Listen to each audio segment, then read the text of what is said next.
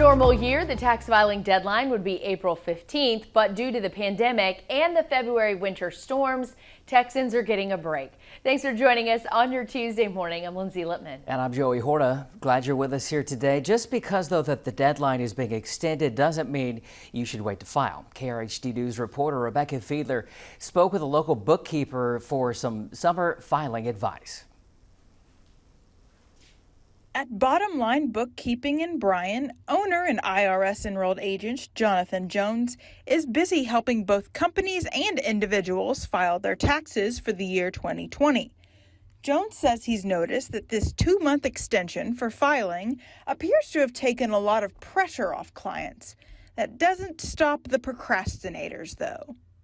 It does give us a little extra time. Unfortunately, a lot of people still end up pushing it until the week of, or the 2 weeks prior. So it's taking a crunch time and moving it from April 15th until the next deadline. Jones advises getting your taxes filed as promptly as possible.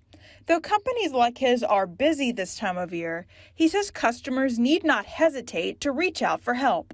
We do our best to get as many people as we can in, because obviously life happens, and we're coming out of a very odd event.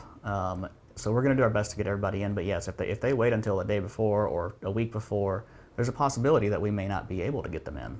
According to Jones, his clients have been able to receive their tax returns in a timely manner so far, despite the current circumstances. Which was kind of a surprise, because as we know, the IRS has been very backlogged with all of the additional stuff they've been having to do. But everybody that I've talked to has been getting their return within that 12 to 14-day window. One of the biggest changes Jones has noticed in filing for 2020 is the increase in people filing as self-employed, having taken on side gigs like rideshare driving. Income such as this requires its own set of paperwork. What's most important to remember when approaching your tax professional? Making sure you have all your forms together is probably the biggest thing. In Bryan, Rebecca Fiedler, KRHD News. The IRS also says taxpayers should put the assigned disaster designation Texas severe winter storms in bold at the top of Form 4506 or 4506T, then submit it to the IRS.